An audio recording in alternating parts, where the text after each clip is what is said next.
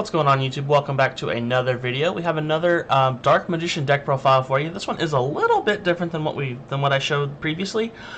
So I got a YouTube comment talking about running Predaplant, Verte, Anaconda into going to a big power card, and I really liked that idea, and I really toiled over it, and so that's this version of the deck. So I really started playing this deck this morning. I theory crafted it and built it, tested it.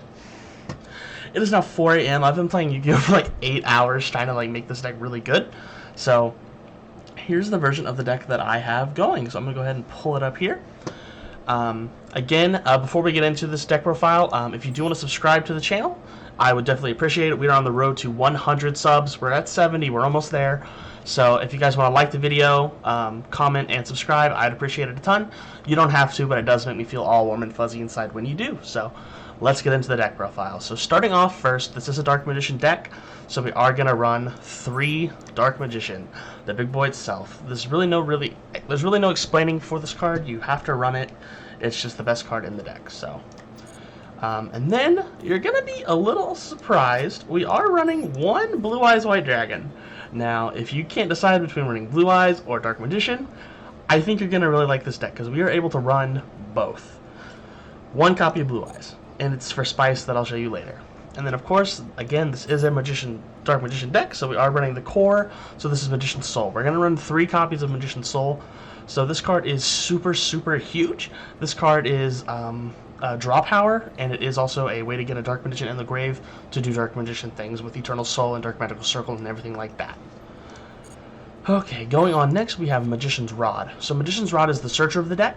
So if you summon Magician's Rod, you are able to search any spell or trap with Dark Magician in its text. And there's a secondary effect that you don't use that much, but you are able to send a spellcaster to the grave to bring Magician's Rod back to your hand, so you can recycle your searches every turn. So definitely 3 Magician's Rod as well. That's like your main core. And then getting in a little bit into a different engine of this deck, we are running Manju. 3 copies of Manju of the 10,000 Hands. So this card is a ritual support card. So when he's normal summoned or flip summoned, you can add a ritual monster or a ritual spell from the deck to your hand. And I'll get into our ritual monsters in a little bit.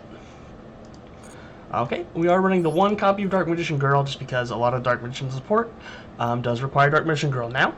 You don't really use her that much. She is kind of a Garnet in the deck. Garnet meaning it's like a dead card in your hand. We do run a couple Garnets in this deck, but they are there for very good reason. So Apprentice Illusion Magician. This is a card I run in my budget profile, but not my meta.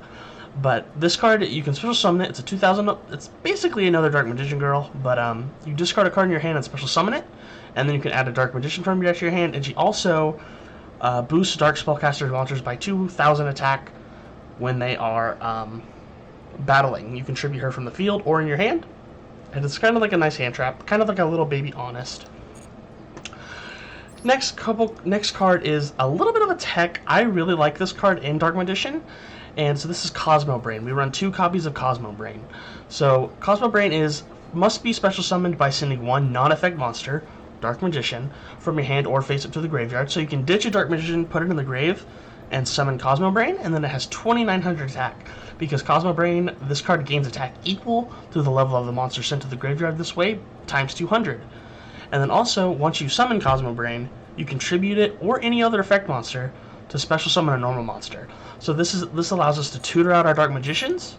It allows us to tutor out Blue Eyes, and still have those cards in the grave and still have a big beater in itself. So, okay, here is the ritual cards. This is the big spice. The comment on the YouTube video wanted to run Predaplant, Verte, Anaconda, this card, which we will get into later, to summon out this card. However, this card looks so sick, I wanted to run it as well. So I thought, when I get the best of both worlds, run that really cool combo in the comment, and then run Magician of Chaos. So this card, I learned today, is basically 3 more copies of Dark Magician, and so it's literally 6 copies of Dark Magician in this deck.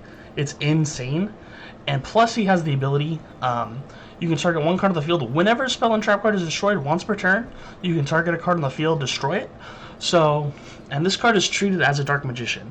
So every time if you ritual summon this card and it goes to the graveyard, After it's been properly ritual summoned first, you can Eternal Soul, special summon this card again, Dark Magical Circle, activate to banish, so you are able to banish a card, activate this card's effect, and then destroy a card. So you get 2 pops off of every Dark Magical Circle, and this is a soft once per turn, so if you have multiples of this card on the field, you get 2 destructions. So it's insane. This card is so good. I love this card. He's been a real big powerhouse in the deck. And then we are running Blue Eyes Chaos Max Dragon. This is why we run our Blue Eyes. So whenever this card is destroyed, you can special summon 1 Chaos or Blacklist or Ritual monster from your hand. So say you have this card in your hand, free Chaos Max Dragon, and this is an easy OTK, easy big monster, and it's awesome. Okay, going into the next card, we have Preparation of Rites. So this searches our Magician of Chaos, and if we do use a ritual spell card, we're able to add it from the graveyard to the hand. So this is just a generic searcher for our Magician of Chaos. I'm going to skip this card real quick just because it's really cool, and we're going to go to Advanced Ritual Art. So this is basically the main ritual spell of the deck. So if this card is used to ritual summon any one ritual monster, you must also send a normal monster from your deck to the graveyard whose totals level equal the level of that ritual monster. So this works for Magician of Chaos, and it works for Chaos Max Dragon. So say we have any of these cards in the hand with Advanced Ritual Art, we can activate Advanced Ritual Art, send a Dark Magician to summon Magician of Chaos, or we can send a Blue Eyes and summon Chaos Max, which is insane. The last of our ritual support is the actual cards for these 2 cards. So this is 2 copies of Chaos Form, and this card is actually searchable with Soul Servant, and it's also searchable with Magician's Rod. So you're able to search this ritual spell card out if you have these ritual monsters in your hand. So it's really cool with that, and that's basically it. You can use Blue Eyes and Dark Magician from the grave, but also the levels do have to be exact. So yeah. And then the next card is Magicalized Fusion. So this was a really cool card. This is what we search for with Verte Anaconda. It is a little bit of a garnet. You do not want to draw this card, but if you do draw it, it is not the end of the world.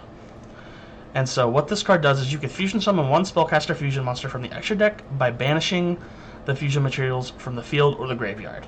It does have to be field or grave. It's not from the deck, so it's not too crazy, but late game this card pulls out stops.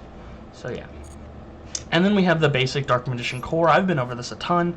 Dark Magical Circle. When you summon a Dark Magician, when this card is on the field, you're able to banish a card, and then also it's a pot of duality basically, where you can search the top 3 cards of your deck and then add a card that has Dark Magician in the spell trap, or just a Dark Magician. So yeah. And then the next card is Soul Servant. This is basically Pot of Greed. We are able to top deck this, have a little bit of anime action, so you know what you're going to draw on your first turn, or it's draw power if you have a Dark Magician on the field or grave. And then the next card is Secrets of Dark Magic. This is basically another polymerization, or it's basically another ritual card. So this card is actually used for both. So it's basically just using a Dark Magician as a material for a ritual or a fusion monster, and it's a quick play, so you can do it on your opponent's turn as well. And then the last 3 cards are Eternal Soul. This is a 41 card deck. You could cut 1 Eternal Soul to make it 40 cards, but I like having the 3rd one there. So this card is basically, it's the way you recur your Dark Magicians from the hand or grave. Once per turn, you can just special summon 1, and it's the loop that keeps it going with Dark Magical Circle. And so you will notice this deck doesn't have a ton of hand traps or anything in it. I'm not gonna tell you it's the best deck ever, but it is very fun. It could very easily get you to silver, high gold, but once you get to the platinum range, it's gonna be a little harder to secure some wins, but it's not impossible. And it's not impossible because of our extra deck. So this extra deck is mad crazy. It's very tight on space, but it's also very you can change it a ton. You don't rely on the extra deck a ton, but it is fun. So we do have 2 copies of Dark Magician the Dragon Knight. This card is very slept on. I think it's the best card in the Dark Magician archetype. Just because this card with Eternal Soul, with Dark Magical Circle, is literally a crazy crazy good board. The only way you can out it is if you are getting over it by battle or tributing it. So I mean, and even if they do get over it with battle, you can just bring it back with Eternal Soul.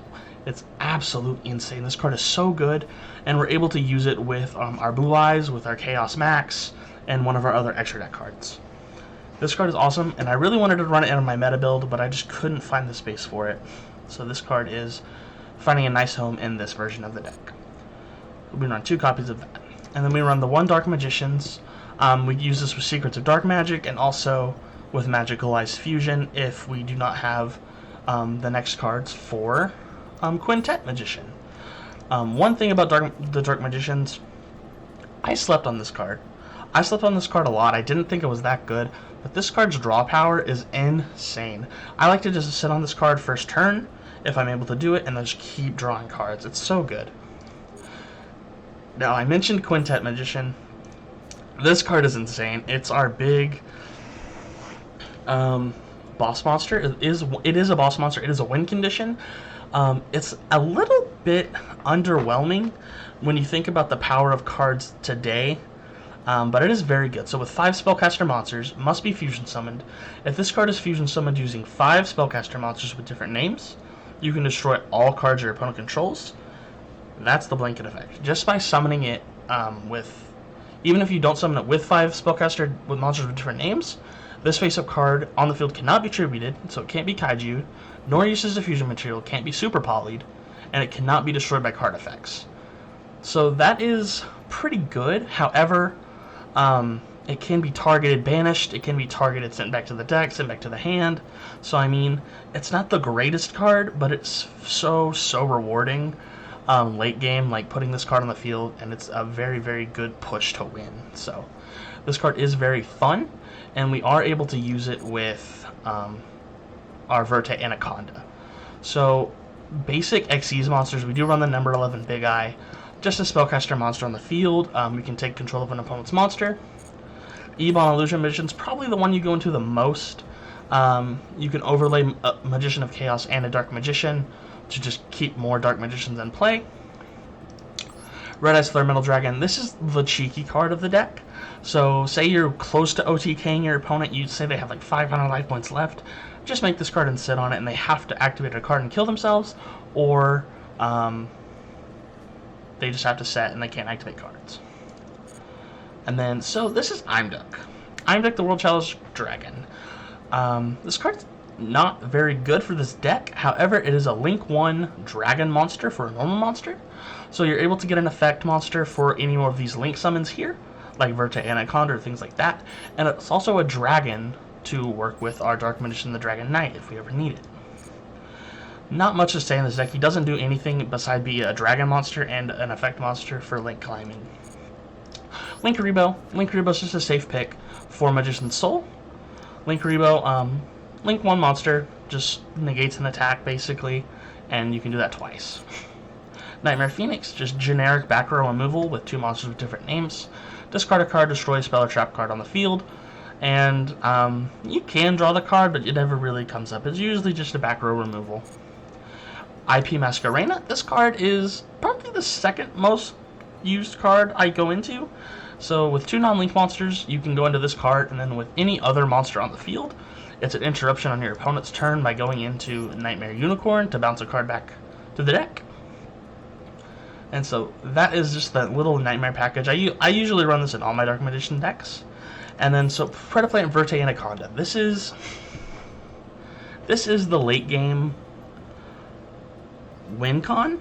So like I said, we can use when Verte's summoned, you can pay 2,000 life points, send a fusion or polymerization normal spell card, and he becomes that effect. So we're able to send Magicalized Fusion to the deck for Verte Anaconda and summon the Quintet Magician. It's just a turbo Quintet, or we can get the Dark Magicians out and things like that. It's basically just a turbo card to get Quintet Magician out, but you can use Dark Magicians as well if it's early game and you just draw Magicalized Fusion and stuff like that. And then the last 2 cards in the extra deck is Selene.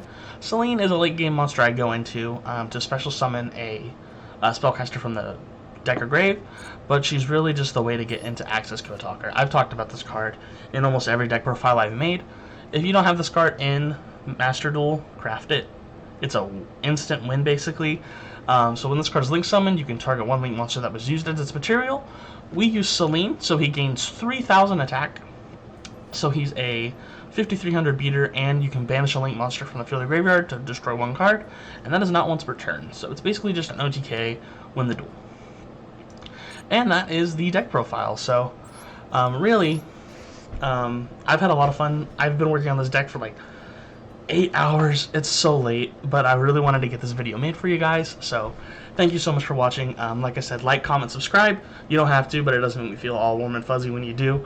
I stream on Twitch. I built this deck all on Twitch, play tested it all on Twitch, talked to a lot of you guys. It was super fun.